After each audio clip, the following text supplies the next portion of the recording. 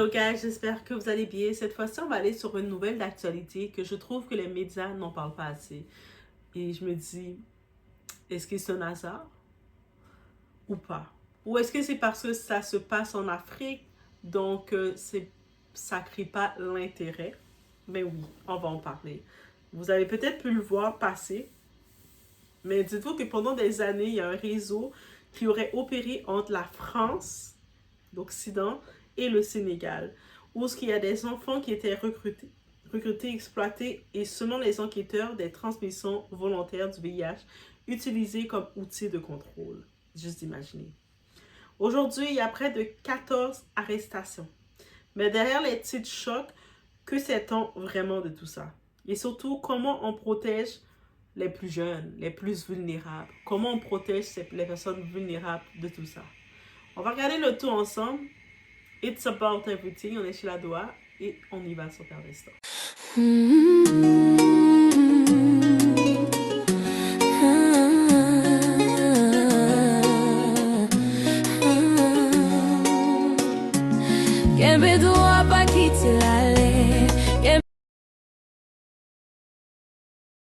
Donc déjà pour commencer, on va regarder la chronologie et position officielle des États.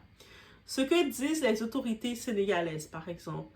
La police sénégalaise, qui est la division des investigations criminelles, annonce 14 arrestations, réseau structuré, implication de petites personnes, de petits, collaboration avec la justice française qui est faite, une commission rogatoire internationale a été exécutée.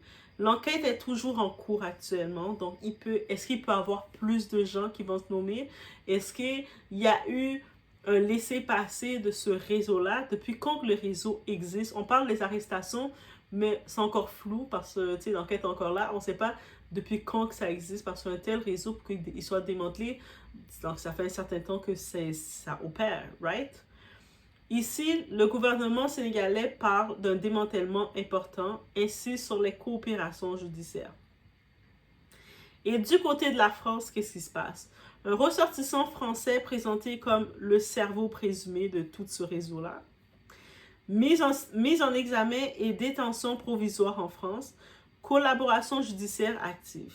La France parle d'un dossier lourd, transnational et affirme poursuivre les investigations, sans plus ni moins. Il y a des titres dans les médias, mais pour un dossier comme ça, bof, on voit. Et on parle des pays voisins. Pour l'instant, il n'y a pas d'annonce officielle d'implication étendue, mais surveillance accrue des réseaux transfrontaliers. Ce dossier montre une chose, ces réseaux ne connaissent pas de frontières, ils exploitent la pauvreté, la vulnérabilité et surtout le silence.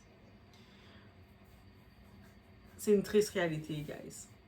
Comment protéger se protéger chez soi face à ce genre de réseau? On va y aller dans la partie pédagogique essentielle. Pour commencer, surveiller le numérique, le contrôle parental actif, discussion ouverte sur les réseaux sociaux, attention aux parrains, sponsors, aides financières. Vous savez, j'imagine encore plus vulnérable qu'on est en Afrique. Il y a quelqu'un qui, des fois, ça peut être un proche, des fois, ça peut être un voisin qui va se présenter comme étant un parrain, je suis ton sponsor ou je vais t'aider. Il faut être très vigilant. On voit tes enfants là, on voit tes petits, moi je vais l'aider. Soyons vigilants. Il faut aussi, l'éducation sexuelle doit être adaptée à l'âge. Le silence est le meilleur allié des prédateurs, je vous le dis. Un enfant qui sait nommer son corps, reconnaître un geste déplacé et apprendre à dire non est un enfant plus difficile à manipuler. Et ça, c'est dès le jeune âge. C'est sûr, on adopte l'apprentissage, l'éducation, mais dès le jeune âge, on doit apprendre l'enfant à connaître son corps, reconnaître quand quelqu'un te tient, te touche d'une façon que c'est déplacé, que l'enfant puisse le démasquer et apprendre à dire non. Et je sais que dans les cultures africaines, malheureusement, c'est le contraire. On apprend à l'enfant que quand la personne est plus âgée que toi, tu dois respecter, c'est ton yaya, c'est une personne plus âgée que toi, et tu n'oses pas dire non à une personne âgée, mais il faut éviter cette culture-là. Repérer les signaux d'alerte, que ce soit les cadeaux inexpliqués. Tu es chez toi, tu as ton jeune, tu vois qu'il arrive avec plein de cadeaux, mais d'où ça vient? Ah, il peut pas te répondre. Téléphone secret, tu retrouves quelqu'un qui a un autre téléphone de nulle part. Changement de comportement, ça aussi, il faut faire attention. Peur soudaine d'un adulte que tu vois, le jeune, il est plus à l'aise avec les adultes parce qu'il a tellement vu des choses traumatisantes. La vulnérabilité économique. Beaucoup de réseaux exploitent la précarité, les familles nombreuses, les jeunes talibés, les migrations. La prévention passe aussi par la solidarité communautaire. L'exposition de célébrités africaines, silence des autorités. Partie délicate. À ce stade, aucun nom officiellement confirmé par la justice. Les réseaux sociaux amplifient des rumeurs. Les autorités restent silencieuses sur d'éventuelles personnalités impliquées. Il y a eu, en regardant sur les réseaux dans ce dossier, il y a beaucoup de noms, que ce soit animateurs, chanteurs, qui sortaient. Mais dans les articles, dans les enquêtes, il n'y a aucun nom de célébrité qui est officiellement nommé. Et donc, on ne va pas nommer dans cette vidéo leur nom non plus, tant que ce n'est pas officieuse qui sont quoi que ce soit. OK? Donc, c'est déjà un dossier très lourd. On va éviter de créer de l'exposition inutile pour eux. Donc, attention aux tribunaux populaires.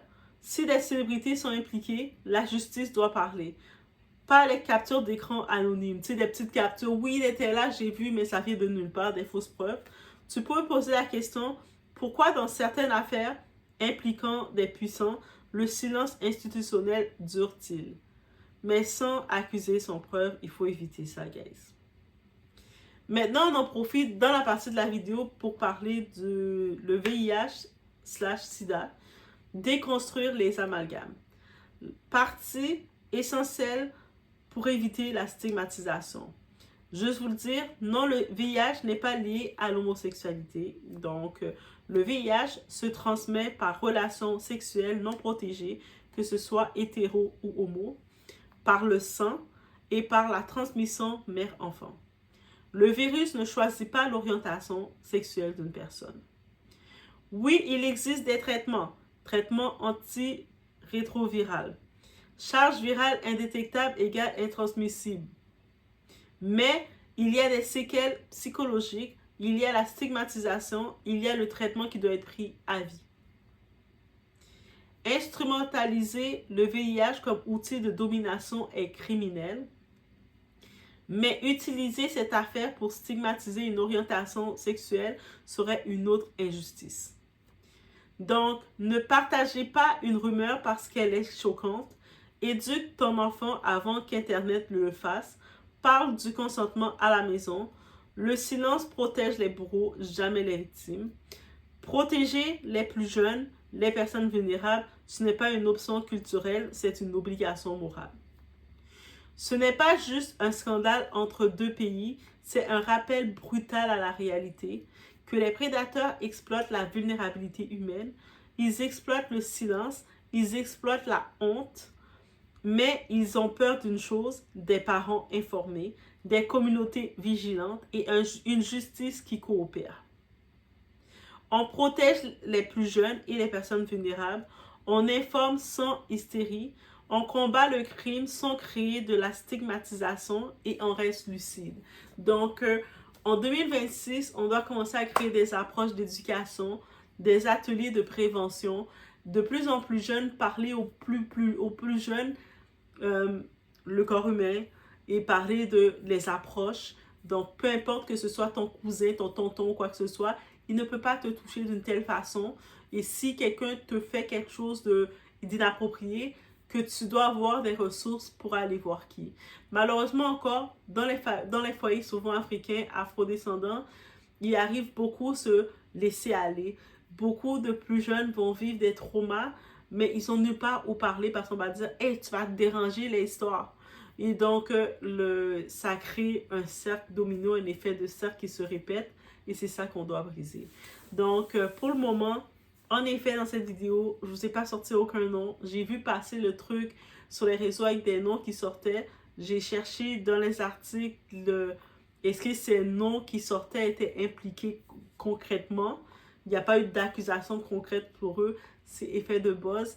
Je sais, ce genre de nouvelles de démantèlement Excepté pour le français, là, qui est la tête pensante, son nom est sorti. Mais pour les célébrités sénégalaises, que leur nom, sur les réseaux, ils font l'affiche, la tête d'affiche, c'est pas encore officiellement. Peut-être il y a d'autres articles que, pendant que je fais la vidéo qui vont sortir.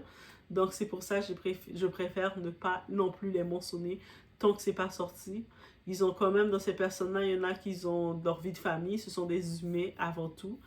Et puis on n'est pas là, c'est pas un réseau pour faire le combat pour qui décide de fréquenter qui, mais c'est pour qu'est-ce que ça implique face aux gens qui se retrouvent dedans. Donc, soyez vigilants, guys. On se retrouve aux prochaines vidéos. Faites attention.